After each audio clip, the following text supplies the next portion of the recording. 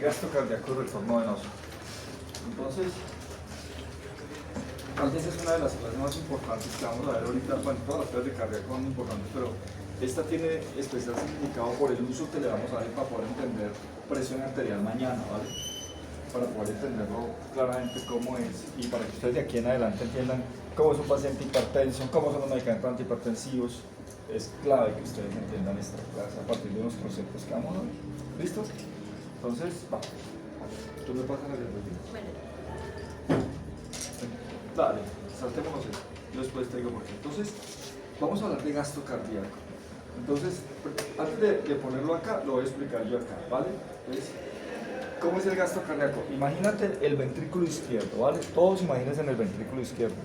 Y cada vez que el corazón bombea sangre, ¿cierto? Entonces el corazón hace esto, cuácate. Y el ventrículo izquierdo bota un poquito de sangre, ¿verdad? Ese poquito de sangre tiene un nombre, se llama volumen sistólico. ¿Se acuerdan los volúmenes que vimos la clase pasada? Se llama volumen sistólico, cuácate. Cada vez que yo hago así, uy, volumen sistólico. Si yo multiplico eso en un minuto, ¿cuántas veces hace lo mismo? Entonces, eso es lo que se va a llamar gasto cardíaco. Entonces, gasto cardíaco multiplica dos cosas, el volumen sistólico y las veces que el corazón late en un minuto, que se llama frecuencia cardíaca. Entonces, ¿vale? Entonces, en resumen, ¿qué es gasto cardíaco? Es multiplicar el volumen sistólico, o sea, lo que boto, por cuántas veces lo hace en un minuto. O sea, gasto cardíaco es igual a volumen sistólico por frecuencia cardíaca. ¿Está claro? Pero volvámoslo a ver aquí, ¿vale? Entonces, el gasto cardíaco es el volumen de sangre. Acuérdense que es un volumen. El gasto cardíaco es un volumen de sangre que bombea el corazón cada minuto en cada ventrículo. Eso que yo les acabo de mostrar en el ventrículo izquierdo está sucediendo también en el ventrículo derecho. Pero ¿por qué yo pongo como ejemplo el ventrículo izquierdo? Porque él es el que le manda la sangre a todo el cuerpo, ¿vale? Es por eso. Pero lo mismo que pasa en el ventrículo izquierdo está pasando en el ventrículo derecho. ¿Listos? Ahora bien, entonces si a eso le pongo yo valores, diríamos que gasto cardíaco se mide en mililitros por minuto. ¿Y dónde sale mililitros por minuto? En una cosa muy sencilla. El volumen sistólico es igual a ¿qué? ¿A cuántos mililitros bota el ventrículo izquierdo? En un latido, ¿sí o no? O sea, mililitros por latido. Y lo multiplico por la frecuencia cardíaca. ¿Y qué tiene la frecuencia cardíaca? ¿Cuántas veces late el corazón en un minuto? ¿Cuántos latidos en un minuto? Entonces, si ustedes hacen esto, ¿qué les va a dar? Cancelen lo que puedan cancelar. ¿Qué pueden cancelar? Latidos. Latido con latido, ¿sí o no? ¿Y qué le queda? Volumen sistólico es igual a mililitros por minuto. O lo mismo que dije, ¿cuántas veces el ventrículo izquierdo en un minuto? ¿Cuánta sangre bota el ventrículo izquierdo en un minuto? Eso es gasto cardíaco. ¿Eso está claro? ¿Eso está claro? ¿O no está claro? Entonces, si lo vemos allá, como les decía, lo mismo que está sucediendo en el ventrículo derecho está sucediendo en el ventrículo izquierdo. Ahora bien, pero vamos a enredar un poquitico más la pita para poder entender algunas cosas de los pacientes. Entonces, vamos a tratarnos esto. Bien. Hagámoslo con un ejercicio entre todos, ¿vale? Voy a hacer un ejercicio de la vida real, pero voy a cambiarlo para que no me acusen de machista, porque si no me meto en líos. Y lo cambié, entonces me acusaron de feminista, entonces ya no sé cómo hacer los ejercicios para que no me metan en ningún problema. Entonces lo voy a cambiar. Vamos a hacer de cuenta que usted va por la calle, alguno de ustedes va por la calle, ¿cierto? Va caminando tranquilamente cuando sale un tipo y le pone un cuchillo, ¿cierto? Y le dice, entrégueme todo. Pero lo coge de sorpresa, ¿vale? Lo coge de sorpresa y le dice, entrégueme todo. Primera pregunta con respecto a él. ¿El corazón de esa persona comienza a latir más rápido o menos rápido? Más rápido. ¿Comienza a latir con más fuerza o con menos fuerza?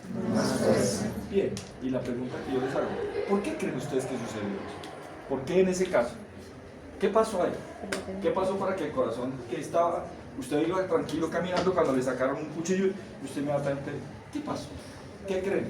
¿Qué creen que hizo que cambiara la frecuencia cardíaca? Diga. La adrenalina, ¿cierto? Entonces nosotros tenemos un sistema ¿cierto? Que se llama sistema nervioso autónomo, ¿cierto? Que responde y que nos ayuda a escapar, por ejemplo, a huir o a pelear. Y ese sistema se llama el sistema autónomo y ese se divide en dos, en simpático y parasimpático. El simpático, su principal neurotransmisor se llama la adrenalina, o también se le dice epinefrina. Y también tiene uno parecido que se llama norepinefrina o noradrenalina, que es la misma cara. ¿Listos? Entonces, ¿qué le sucedió cuando le sacaron el cuchillo? Descarga de ¿qué? De adrenalina. Entonces, como hizo una descarga de adrenalina, híjole, el corazón comenzó a latir más rápido. ¿Pero por qué? Yo ahorita se lo voy a explicar. A eso se lo explico. Ahora bien, la pregunta es, ¿y el tipo que le sacaron el cuchillo y entonces la frecuencia cardíaca se le elevó, va a quedar de por vida taquicárdico? No, es cierto que rato después de que la gente dice, "Ah, ya me pasó el susto", y más o menos pasar el susto es que ya comenzó todo a calmarse otra vez, ¿cierto? A calmarse otra vez, y entonces el corazón volvió otra vez. ¿Por qué volvería otra vez a su frecuencia normal? ¿Qué creen ustedes que pasó? Acetilcolina.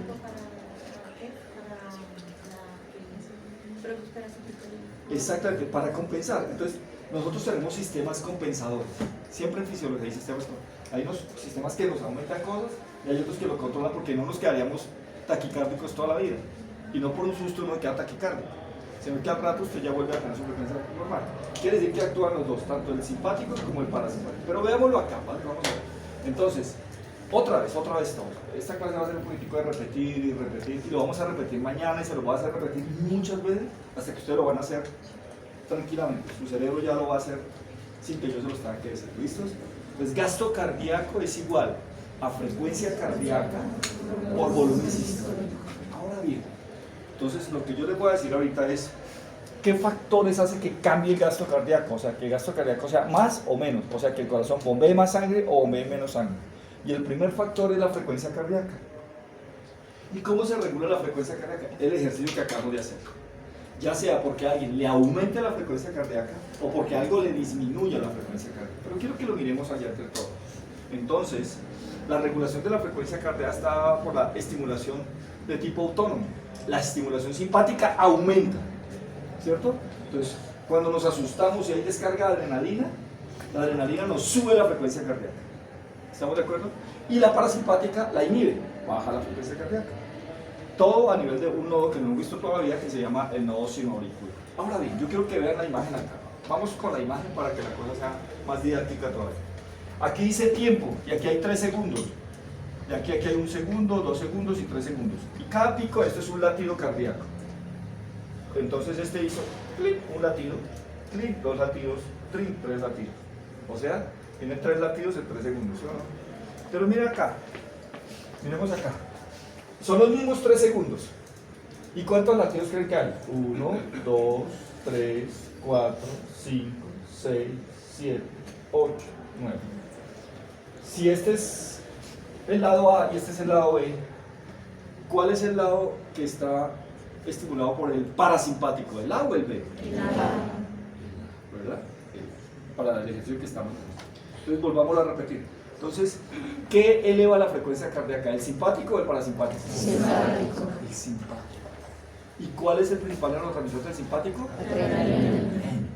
Y el parasimpático, el principal neurotransmisor es la Acetilcolina. acetilcolina, ¿verdad? Ya la habíamos visto cuando habíamos hablado de músculos, ¿verdad? Que habíamos hablado de músculos y ya la habíamos visto. Entonces la acetilcolina disminuye la frecuencia cardíaca. Pero nos faltan los receptores, porque los neurotransmisores funcionan como primeros mensajeros. O sea que ellos se descargan, pero necesitan que alguien les ponga cuidado. Entonces los receptores simpáticos se dividen en alfa y beta. Y los alfa se dividen en alfa 1, alfa 2. Y los beta en beta 1, beta 2 y beta 3. Esto lo vamos a repetir muchas veces. El semestre entrante, cuando veamos fisiología 2, ustedes van a hacer unas exposiciones donde ustedes me lo van a volver a repetir. Ah, no, ¿usted ya acabó? No, tiene que ver la 2. Advanced Crazy. Estos días son los programas de Crazy. ¿Listos? ¿Está claro hasta ahí? No hay lío, ¿verdad? Pero volvámoslo a hacer, ¿vale? Volvámoslo a hacer, no importa, no importa. No importa, yo sé que ustedes están cansados, pero vamos a hacer el ejercicio nuevamente. Pero hagámoslo con esto más bacano. Metámosle potenciales de acción que ustedes ya conocen, ¿listos? Para que ustedes me crean cómo es que hacen. Entonces, pónganlo que va lo bacano de esta imagen. Entonces aquí dice que hay un centro de control cardiovascular en el bulbo raquídeo. Entonces nosotros todos tenemos, ¿se acuerdan? Tenemos el tronco encefálico y el tronco encefálico se divide en tres porciones, ¿cierto? El bulbo, la protuberancia y el mesocelo, ¿verdad? Entonces allá, vamos a verlo más adelante, aquí, tenemos un centro que nos comanda, ¿cierto? Que nos comanda toda la parte, tanto respiratoria como la parte cardíaca, ¿cierto? Es por eso que en las películas de chinos japoneses, ¿se han visto? Cuando les doblan el pescuezo y ¡guácate! Y el man cae y se muere. ¿Mito o realidad? Realidad. Es absolutamente cierto. Porque lo que hacen es que le fracturan el tronco encefálico, sobre todo el bulbo raquídeo, donde está el control cardiovascular. Entonces cuando hacen así, ¡guácate!, el paciente hace un paro cardíaco. Pero también le rompen el centro respiratorio, entonces hace un paro cardiorrespiratorio y lo mata. Absolutamente cierto. ¿Sí? ¿Han oído hablar de una expresión que la gente dice que se desnucó? ¿Cierto? Que hay un chiste malísimo, que hay un man así pensando así. ¿Y usted por qué no se quitaron? Porque me desnuqué. Mira el chiste. Es un chiste de la segunda total, ¿me entiendes? Lo más estúpido, pero es que es buenísimo, ¿verdad? Cuando uno está tomando trago no tiene nada más que hablar de eso. ¿Listo? Entonces vamos acá. Entonces, ojo acá con esto. Si el centro cardiovascular del bulbo raquídeo manda una información o un estímulo parasimpático, ¿cuál es el neurotransmisor? Vamos a hacer todo el ejercicio. Ese receptor, entonces, pero yo no le he hecho los receptores. Los receptores de la acetilcolina se dividen en dos: muscarínicos y nicotínicos. Para efectos del músculo son más nicotínicos, pero para el resto del cuerpo la mayoría son muscarínicos, ¿vale? Y hay muchos muscarínicos, hay M1, M2, M3, M4 y M5, ya descubrieron hace unos pocos años, descubrieron los M5. No nos importa si son M1 o M2 después. Entonces, otra vez, el bulbo raquídeo mandó una información, dijo estímulo parasimpático, se secretó acetilcolina, la acetilcolina fue y buscó sus receptores muscarínicos, y miren lo que hicieron los receptores muscarínicos en el tejido cardíaco. Aumentaron la salida de potasio, y aquí quiero que ustedes pongan en práctica todo lo que han visto. Aumentaban la salida de potasio de las células miocárdicas. Si sale el potasio, la célula adentro queda más negativa o más positiva. Negativa. Más negativa, ¿cierto? Y al volverse más negativa, se vuelve más excitada o más tímida. ¿Cierto? Entonces disminuye la entrada de calcio además y se hiperpolariza la célula y disminuye la velocidad de despolarización y por lo tanto la frecuencia cardíaca inmediatamente baja. Cuando estamos bajo estímulos parasimpáticos, la frecuencia cardíaca baja. Ahora hagámoslo por el otro lado, vámonos por este lado. Entonces, si el estímulo que manda el bulbo raquídeo es de simpático, entonces el neurotransmisor es la adrenalina o noradrenalina. Y los receptores que estimulan son beta. Híjole, ya le metí más vaina, ¿sí o no? ¿Se acuerdan que los receptores del simpático son alfa y beta? En el corazón son beta, pero encima de eso no son beta cualquiera, son beta 1. Se lo tienen que aprender. Receptores del corazón son receptores beta 1 del simpático. ¿Y entonces qué hacen? Aumentan la entrada de sodio. Si a una célula le aumenta la entrada de sodio, ¿la célula entra en qué? Voy a cerrar los ojos. ¿En qué? Despolarización. Despolarización. Entonces despolarización. Y encima de eso le abre camino al calcio. Y entonces aumenta la velocidad de despolarización y por tanto aumenta la frecuencia cardíaca porque la célula se vuelve mucho más excitable. Entonces, conclusión, ¿el simpático qué hace con la frecuencia cardíaca? ¿La eleva o la disminuye? La eleva. ¿Y el parasimpático la disminuye? Siempre estamos abocados a esta influencia del simpático o del parasimpático. Entonces, cada vez que usted se asuste, entonces, en ese momento quien está actuando es la adrenalina, ¿verdad? Y su frecuencia cardíaca está elevada. Se eleva su frecuencia cardíaca. Y al rato, ¿quién le dice calma? El parasimpático y lo va calmando. Y uno vuelve a su frecuencia normal. ¿Cierto? Ahora imagínate, vámonos más allá, un poquito más allá. Imagínate un medicamento que estimule los receptores muscarínicos. ¿Qué crees que le va a pasar al paciente? ¿Le va a dar taqui o bradi? Bradi. Bradi. Y el paciente se va a morir. Y hay medicamentos y hay sustancias que producen eso. Por ejemplo, hay sustancias como los organofosforados.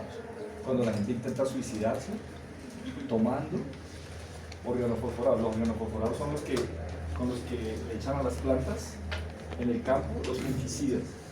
Entonces la gente, por ejemplo en el sur sobre todo, en la zona sur de Ipiales y toda esa zona allá, van y compran en los centros veterinarios y de plantas y le venden los sobres, pensando que se lo van a echar, eso lo revuelve para, ¿se ha visto cuando riegan las plantitas?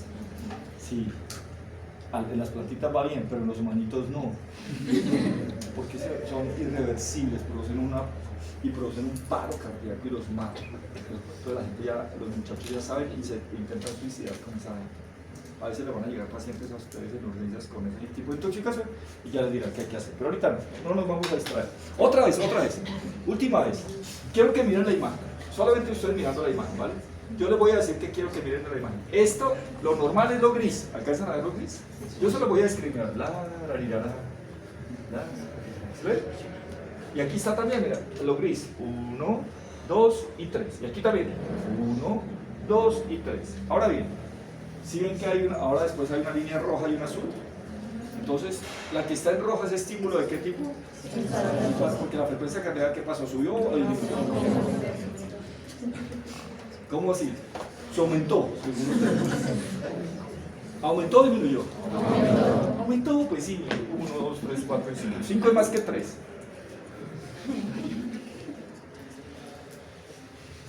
¿Y aquí? Sí, porque 2 es menos que 3, ¿cierto? Por unas matemáticas espectaculares. ¿Listos? Entonces, otra vez devolvamos.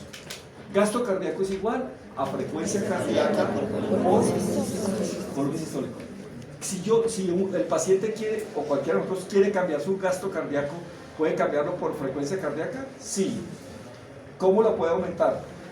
Aumentando la frecuencia cardíaca. ¿Por descarga de qué tipo? ¿De? Simpático. ¿De qué neurotransmisor? ¿Qué receptores? Beta 1. Ojo, tiene que decirme beta. Usted me dice beta y yo no le creo nada, porque es que los beta 2 están en los bronquios y producen broncodilatación. Entonces ahí se equivocó. ¿Sí? ¿Ustedes han visto los pacientes con asma que utilizan unas cositas así? Unos inhaladores. Esos inhaladores tienen receptores, tienen un medicamento beta 2, pero no beta 1. ¿Está claro hasta ahí? Y si queremos bajar la frecuencia cardíaca, ¿qué estímulo recibimos? Parasimpático, ¿qué neurotransmisor? ¿Y qué receptores? Tienen que aprender. Así tal cual como lo estoy diciendo yo. ¿Listos? Muy bien. Entonces, gasto cardíaco es igual a frecuencia cardíaca por volumen sistólico. Y ya sabemos cómo puedo cambiar el gasto cardíaco a partir de frecuencia cardíaca. O la subo o la bajo. Pero me falta el volumen sistólico. Veamos por quién está influenciado el volumen sistólico. Aquí la cosa se enreda un poco más. El volumen sistólico está regulado por 3 variables.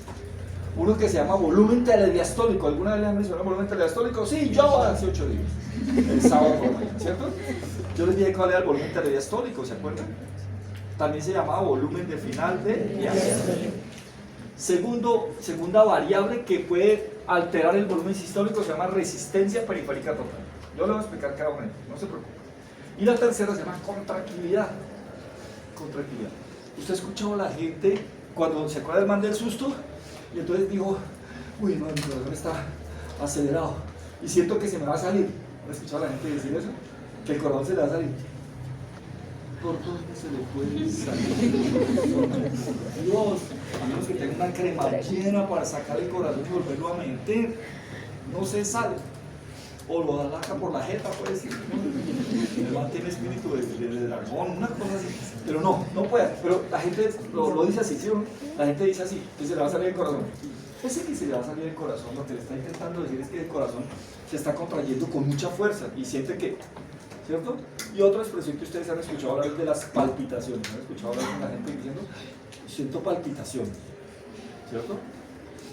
Yo siento palpitaciones, pero otra cosa, por ejemplo, que mañana me está palpitando el corazón, que mañana tengo que madrugar, ¿sí me entiendes? Ay, Ay, que mañana yo como no lo voy a presentar. ¿Ve la ventaja a mí? Entonces, pero no discutamos cosas, no hablemos de cosas tristes. Imagínate. Entonces, vamos acá. Entonces, otra vez. ¿Cuáles tres variables me pueden hacer cambiar el volumen sistólico? Una, el volumen telediastólico, la resistencia perfecta. Lo voy a explicar uno por uno. Suave. Empecemos con el volumen telediastólico. Primero, ¿qué es el volumen telediastólico? Es la cantidad de sangre que existe en los ventrículos. ¿Se acuerdan que yo hablo del ventrículo izquierdo, pero lo mismo está sucediendo en el ventrículo derecho? Inmediatamente antes de que empiece su contracción. O sea, al finalizar la diástole. Por eso se llama volumen de final de diástole o volumen telediastólico, ¿verdad? Y aquí viene una palabrita que, esa palabrita la van a escuchar toda su hijo de madre vida como médicos. Y es que le comienzan a hablar de una vaina que se llama precarga. Entonces, de ahora en adelante, cuando ustedes lleguen allá a clínica, los manes comienzan a hablar de precarga y, ¿de qué está hablando? Entonces le dicen, ¿cómo está la precarga de ese paciente? Coloquémosle un medicamento que aumente o que disminuya la precarga. Precarga es esto mismo, el volumen telediastólico pero aplicado. Es la carga frente a la cual se contraen los ventrículos, a eso se llama precarga. Entonces, lo voy a explicar. Digamos que yo soy el ventrículo, vea esa cara de ventrículo que tengo. Entonces, yo estoy cargando la sangre, ¿sí entiende? Se acaba de terminar la diástole. Entonces, la carga que tengo que soportar es alta o baja. Alta. Por eso se llama precarga, porque después vendrá la poscarga y ya les explicaré qué es la poscarga. Entonces, cada vez que le pregunten precarga, ¿usted piensa en cuál volumen? O sea, ¿cuánto se llenó el ventrículo? No, ustedes son una maravilla, yo no le estaba preguntando eso, pero ya se lo diré. Entonces, estos manes son de una, son más rápidos, más fuerte que un ratón, más noble que una lechuga, una maravilla. Sí.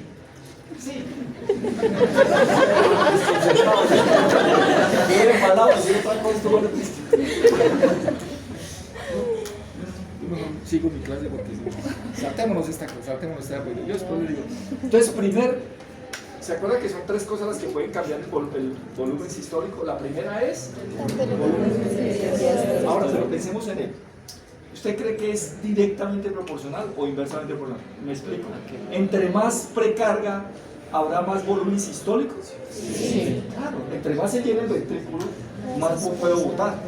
O sea que la precarga o el volumen telediastólico es directamente proporcional al volumen sistólico. Entre más se llena el ventrículo, más puedo bombear. ¿Está claro hasta ahí? Vamos con la segunda, que se llama resistencia periférica total. Y aquí quiero que piensen en esto. Siempre que hablen de resistencia periférica, piensen en el diámetro del vaso. Entonces piensen en dos conceptos, uno que se llama vasodilatación y uno que se llama vasoconstricción. ¿Vale? Entonces a eso le vamos a llamar resistencia. Entonces resistencia periférica total dice que es la impedancia es la dificultad. La dificultad frente a la expulsión de sangre por parte del ventrículo, y eso se llama poscarga. Y que hijo de madre, man, vas a decir cosas, ¿sí o no? No, fácil, suave. Pero es que tengo una boqueadera, como se pueden dar cuenta. Estoy hablando de lo emocionante que es dictar esta cosa. O sea, yo me traigo algunos mocos, pero los dos son míos. Todos ustedes son míos. ¿Y qué? Entonces ustedes tranquilos. Yo no lo voy a compartir. Entonces, ¿cuál le queda? Mira acá. ¿Se acuerdan del ventrículo izquierdo? ¿Por dónde sale la sangre? Ese volumen sistólico, ¿por dónde sale? En el ventrículo izquierdo. Por la aorta. Y ahí hay una válvula que se llama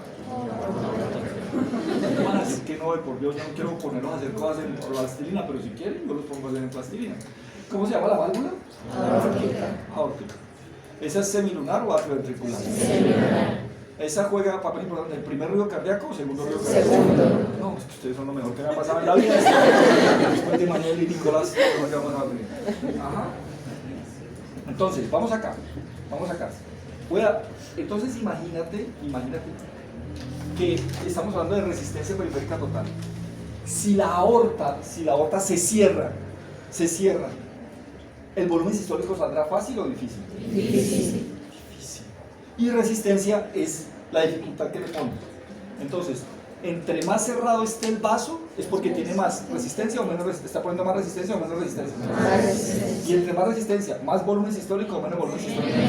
Entonces, ¿qué relación existe entre volumen sistólico y a eso le vamos a llamar poscarga?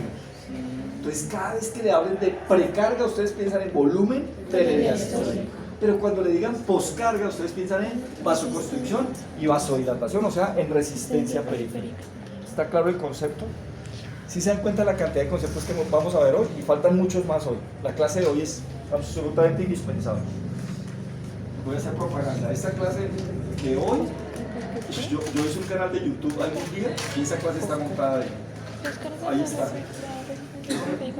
Y la gente sigue viendo. Yo hice dos videos y la gente sigue entrando, me muero la risa. Pero ahí está, si la quieren ver otra vez, la clase está ahí, la pueden ver toda la vez. Ahí está. Ah, tengo que decirles cómo se llama el canal.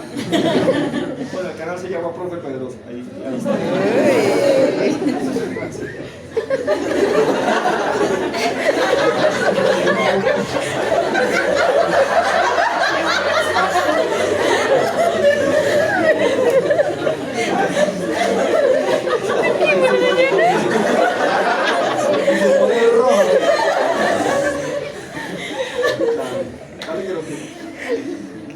No, pues, mira la otra. Entonces, poscarga. ¿Vale? Entonces, la poscarga es contra la que tiene que trabajar el ventrículo después de que se inicie la contracción. Entonces, ojo acá, vamos a volver otra vez a pensar en diástole y sístole. Entonces, cuando la diástole se termina, el ventrículo se llena de sangre. Y ahí estamos hablando de precarga. Pero cuando va a empezar la sístole y se va a contraer, cuando comienza a contraerse, entonces, ¿de qué depende que bote o no bote sangre? De varias cosas. Uno, ya dijimos de una de las cuales, del volumen telediastólico. Y lo otro que acabamos de ver es de la resistencia. Y la resistencia se llama poscarga. Me falta una, ¿verdad? Me falta una, que es la contractilidad. Pero con la contractilidad vamos a tener que dejarlo. Vamos a saltarnos esto. Y aquí, este cuadro, resumen, paremos acá. Este cuadro es bacanísimo porque hay resumen. Entonces, el volumen sistólico está influenciado por tres cosas: por el volumen telediastólico, por la contractilidad y por la resistencia periférica total. ¿Qué relación existe entre el volumen telediastólico y el volumen sistólico? Directamente proporcional. ¿Qué quiere decir? Que entre más volumen telediastólico haya, mayor volumen sistólico tendrá que haber. Saltémoslo porque yo no he hablado de contractilidad. Saltémoslo acá y vámonos por acá. ¿Y qué relación existe entre la resistencia periférica total y el volumen sistólico? Inversamente proporcional. ¿Cierto?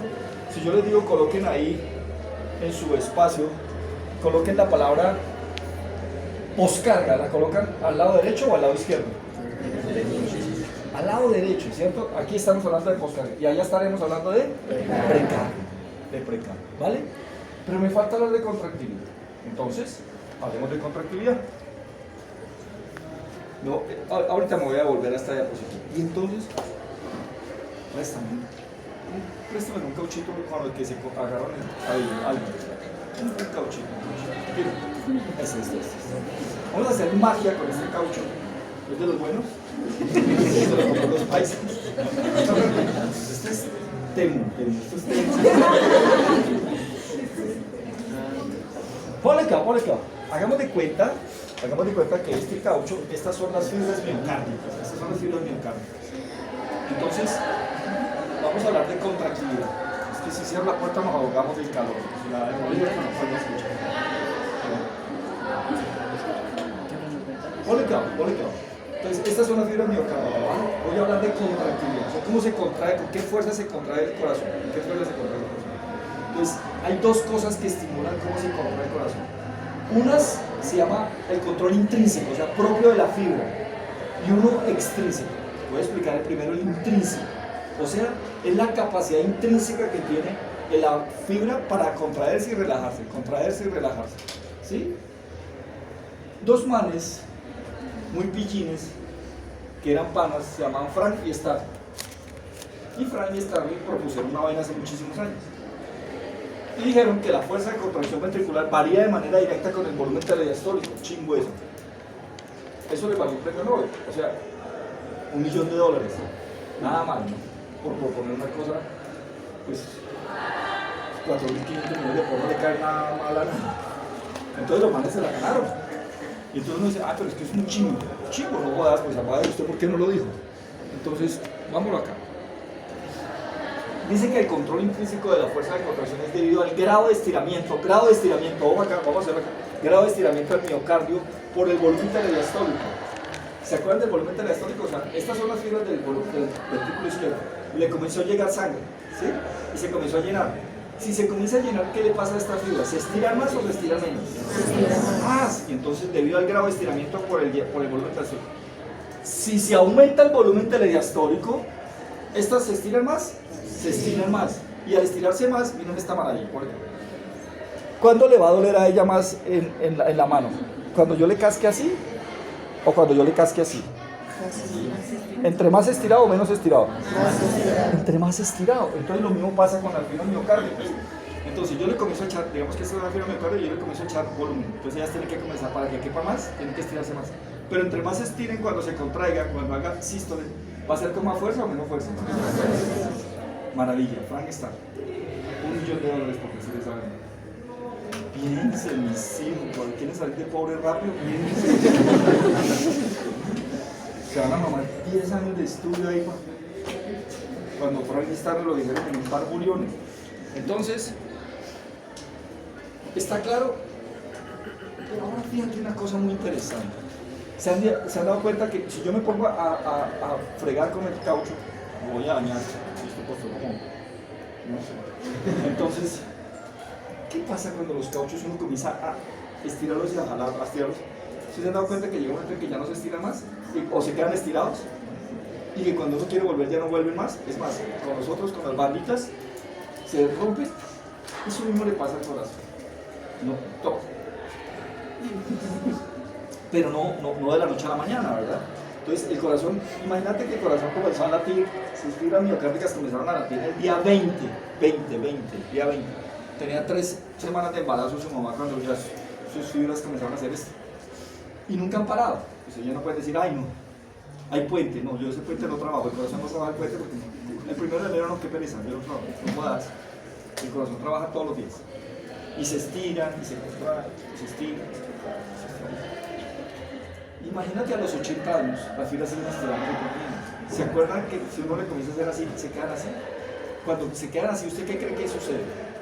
Que se pueden estirar como antes y sobre todo, ¿se contraen con la misma fuerza? Ahí, a eso es lo que se llama falla cardíaca. Porque el corazón deja de tener esa potencia para volver y hacer ¡juácate! Entonces ya hace y ya comienza a mandar muy poquita sangre a los tejidos.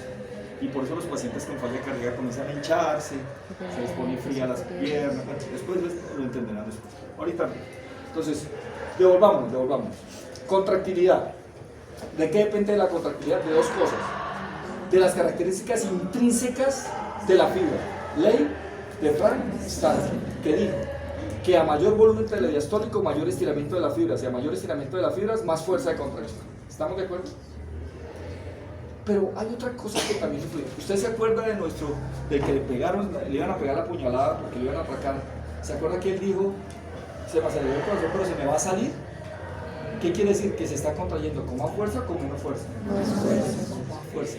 O sea que también la adrenalina influye no solamente por la frecuencia cardíaca, sino también en la contractilidad. Y este control es extrínseco, fíjate. Entonces la contractilidad es la fuerza de contracción para una longitud de las fibras cardíacas. Depende del simpático. Y ese efecto lo vamos a llamar efecto inotrópico. Entonces, ¿qué es el inotropismo? Es la contractilidad, la fuerza de contracción del músculo cardíaco. Y es positiva cuando aumenta. Y es negativa cuando disminuye. ¿Y quién la aumenta? El simpático. ¿Y quién la disminuye? Muy poquito, pero lo disminuye el parasimpático. Eso lo voy a explicar más adelante. ¿Estamos claros? Entonces, vamos a volver. Ustedes dirán, estos manes ya tienen cara asustados, pero es que no se preocupen. No, saltemos esta porque ya no me gusta. A ver, no, mucho más. Pero esta sí me gusta mucho. Este es un libro viejito. Pero tiene una cosa maravillosa. Vamos a volver a empezar la clase. Yo dije, gasto cardíaco es igual a frecuencia cardíaca por volumen sistólico. Pero la frecuencia cardíaca está influenciada por dos cosas, por el parasimpático y por el simpático. ¿Qué diferencia hay en ese gráfico que están viendo ahí entre nervios simpáticos y nervios parasimpáticos? ¿Notan alguna diferencia? Las flechas. ¿Las qué? Las flechas. Unas flechas son ¿qué? Separadas, ¿sí? Y otra, esta es unida. Yo no sé por qué nunca les enseñan esa vaina. Siempre que ustedes vean líneas así en fisiología, en los libros de medicina o fisiología, que las vean así, eso le está diciendo, no necesita decírselo. Uno sabe que esto es inversamente proporcional. Cuando las líneas van así, es directamente proporcional. Entonces, como este es de los libros viejos, por eso me fascina esa gráfica, porque es un libro viejito que yo tenía cuando dictaba clase hace unos 20 años. Mira lo interesante. Entonces, el resumen es que, ¿qué me dice? Que la frecuencia cardíaca tiene dos influencias, simpática y parasimpática. ¿Cuál es directamente proporcional? ¿Y cuál es inversamente proporcional? ¿Estamos de acuerdo? ¿Dónde están los receptores muscarínicos ahí? ¿En el parasimpático o en el simpático? ¿Estamos de acuerdo? ¿Y los beta 2? Ya se van a tirar de cabeza ya. Claro que los beta 1, ¿no? Y después dicen, ay no, como ponen trampas, ustedes son los que ponen las trampas, yo me muero de la risa cuando caen. Yo soy divertísimo. Eso cuando uno les pone 290 de osmolaridad y o sea, uno aquí, yo tierno viéndolos como caían. Qué maldito yo. No, mentira, yo no lo hago por eso. Para que ustedes se den cuenta que piensen, que despacio, que pongan cuidado, que no van a caer en la... Porque ustedes van a jugar con vidas humanas y nosotros no nos podemos equivocar. ¿Ven? Los demás se pueden, pero nosotros no. Si ustedes dicen un dato, ese dato tiene que ser y no puede ser otro, porque usted lo termina embarrando. ¿Te imaginas tú con un paciente normal y usted clavándole sodio? El paciente está con hiponatremia, en lo que lo meten, en el problema que mete al paciente. ¿Ves que no es por joder? Sí, ahora a mí me divierte mucho, pues sí, no lo puedo negar que a mí me divierte mucho, pero no es esa mi función. Mi función es otra. Listo, pero sigamos allá. Y ahora el volumen sistólico. Veamos el volumen sistólico. ¿Se acuerda cuántas cosas son las que tienen que ver con el volumen sistólico? 3. Una era la fuerza de contracción. ¿Directa o inversamente proporcional? Directa, que aquí ya nos está diciendo. ¿Se acuerda que la fuerza de contracción tiene dos variables? Una la intrínseca y otra la extrínseca. La intrínseca se llama ley de Frankenstein y la extrínseca es gracias a quién? Al simpático. Al simpático. Al simpático. ¿Vale? Otro que tiene que ver con el volumen sistólico es este que se llama volumen de final de diástole, también llamado ¿qué? Volumen de diástole. O también está relacionado con otra cosa que se llama la precardia. Precardia. Y miren arriba, miren arriba. Si es la resistencia periférica total y la presión arterial media, ¿qué opinan? ¿Cómo están las flechas? O sea, ¿qué es? Si es lo bacano de este cuadrito, lo didáctico, lo que pasa es que los libros yo mejor que van acabando la vaina. Pero en fin, veámoslo en un cuadro nuevo, de un libro nuevo. ¡Tarán! De un libro nuevo. Sé que los colores son tonos pastel, vanguardistas. Y entonces dice volumen minuto. No se van a confundir. Volumen minuto es lo mismo que gasto cardíaco. Cuando aparezcan los libros, volumen minuto es lo mismo que gasto cardíaco. Entonces, ¿qué gasto cardíaco qué es? El volumen que bombea en un minuto. Luego se llama volumen minuto. Vamos aquí. Miren lo bacano de este gráfico. Es mucho más bonito, ¿verdad? Este es más bonito que el otro, pero a mí me divierte más para explicarles lo otro.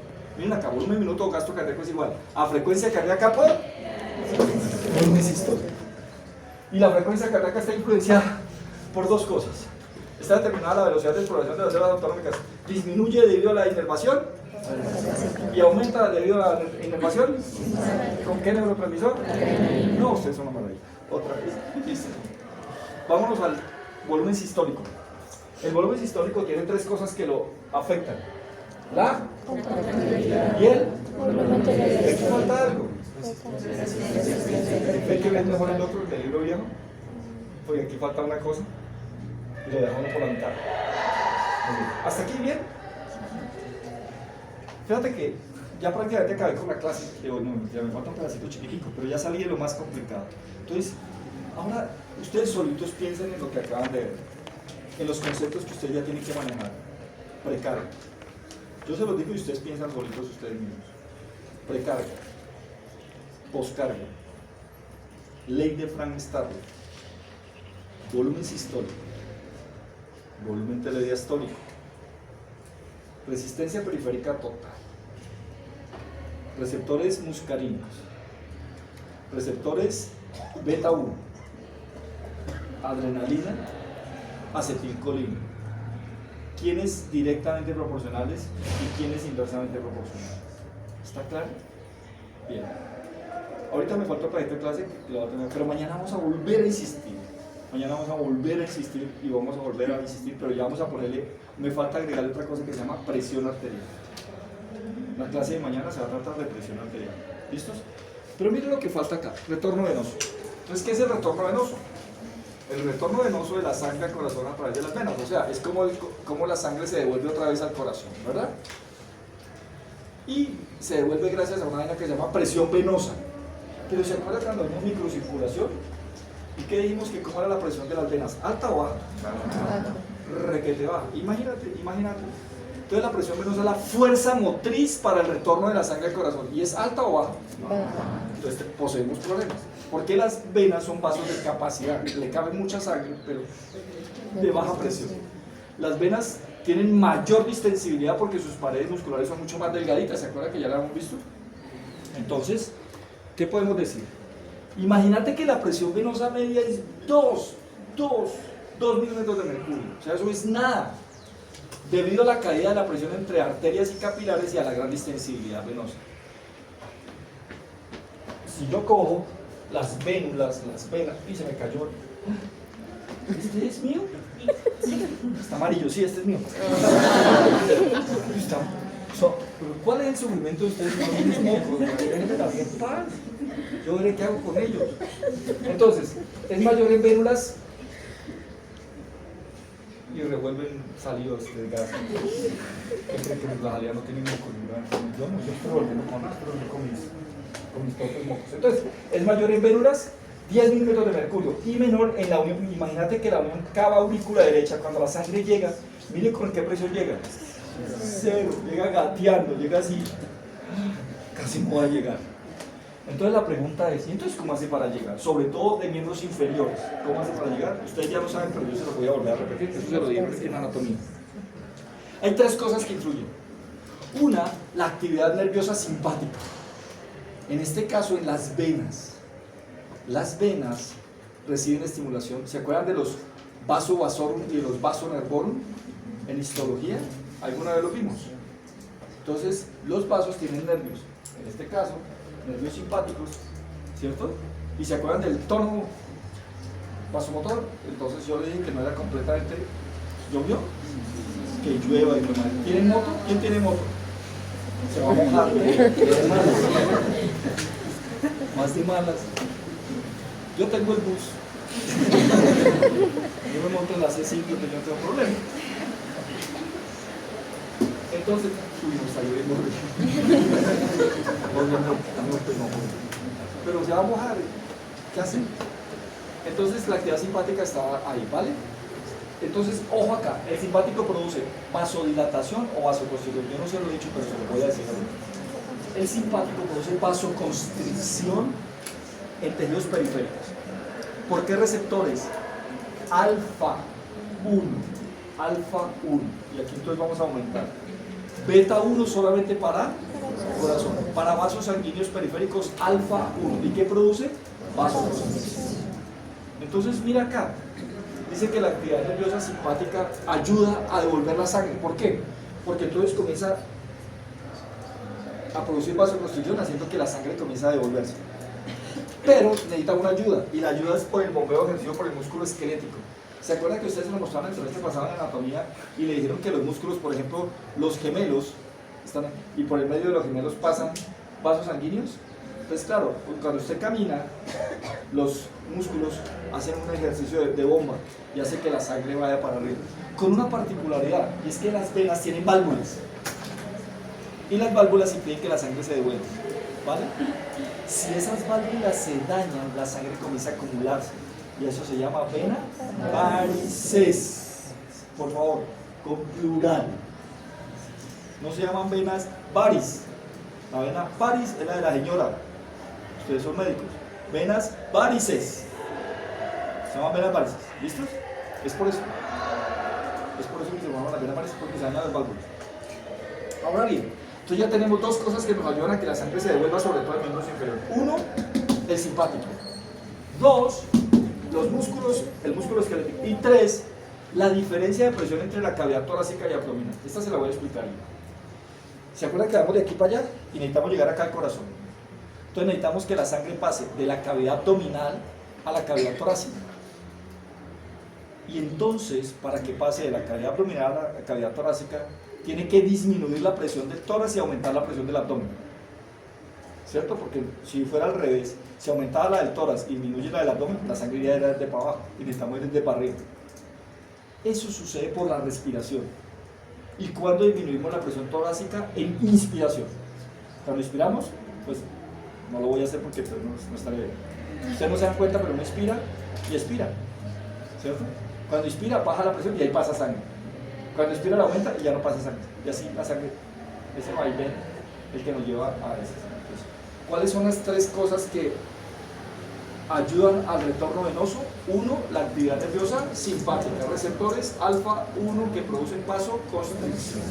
Dos, el bombeo ejercido por el músculo esquelético. Y tres, la diferencia entre la presión de la cavidad abdominal versus la cavidad torácica versus abdominal. Hagámoslo, mira acá tan bacano, mira acá tan bacano. Ya estoy acabando, ya voy a acabar. Mira todo el ejercicio, vamos a hacer todo el ejercicio en este cuadrito, ¿vale? Entonces, vamos a el retorno venoso. El retorno venoso está influenciado por el volumen sanguíneo. ¿Qué opinan de esas rayas?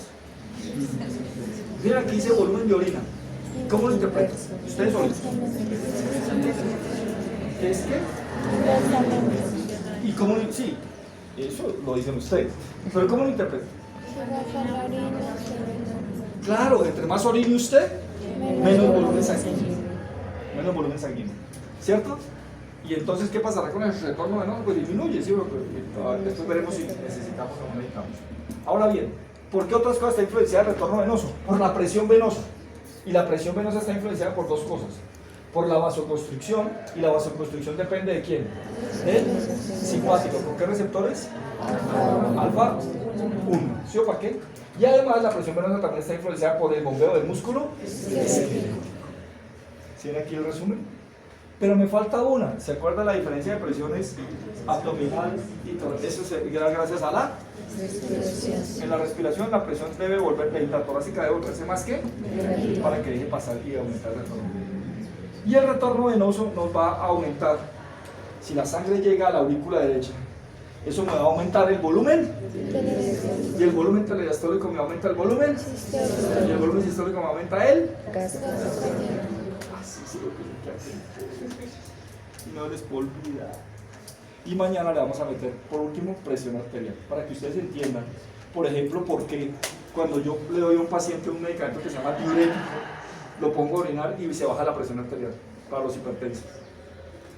Ahí es donde ustedes comienzan a entender las cosas, cuando lleguen a farmacología, algún día. Yo no estoy diciendo que algún día. ¿Está claro? Please. Ahí les dejo este de cariño, vea este de cariño. Ya me cansé, expliquen ustedes. Ustedes se lo explican esta noche en la casa, no tienen nada que hacer, van comiendo y nada. Ay, mañana tienen quiz, no, peor. Ay, ¿y eso también entra en el quiz de mañana? Pues claro. Entonces, ¿qué les voy a preguntar? Pero la noche es larga y está lloviendo. ¿Quién va a salir esta noche? Yo lo voy a pensar mucho, créanme que yo lo voy a tener en mis pensamientos. Preguntas, please. Hemos acabado. Yo quiero que, please, entiendan la importancia de esta clase para su vida como médicos y la clase de mañana cuando complementemos ya con presión arterial. ¿Vale? Entonces, preguntas, please. Sí, dime. La presión tiene que ser la auricular, solamente la auricular. Ya, no, también la auricular. Lo que pasa es que en este momento ya para el volumen sistólico, sí solamente el ventrículo, pero en algún momento va a tener que también tener algún efecto la presión de los auriculares, pero no tan importante. No tan importante. Sí, dime.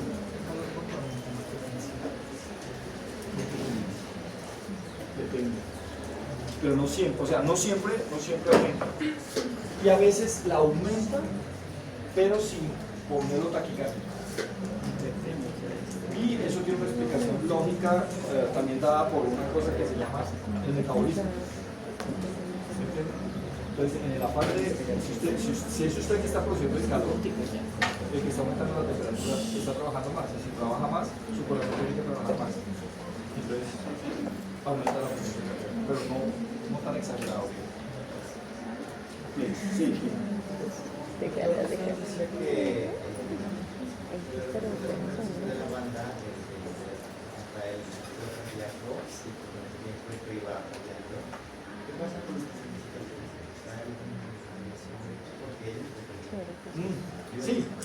Sí. Entonces terminan haciendo una cosa que se llama hipertrofia del ventrículo. Porque, claro, lo que hace para que usted, a ver, mañana vamos a ver cuál es la definición de presión. La palabra clave de presión es fuerza. Entonces, si el paciente está hipertenso, quiere decir que su corazón está haciendo más fuerza o menos fuerza. Más fuerza. Y cualquier órgano en el cuerpo que se ejercite mucho con más fuerza, se va a hipertrofiar. Y el ventrículo comienza a hipertrofiarse en esos pacientes, se hipertrofia, y eso hace que afecte su gasto cardíaco también a lo último, pero ya a lo último, no hay entrada. ¿Y eso puede producir infarto? No, más que infarto no, más falla cardíaca. Porque entonces le va a entrar menos volumen al ventrículo, entonces comienza a bombear menos. Eso lo va a entender después, pero su observación es absolutamente válida.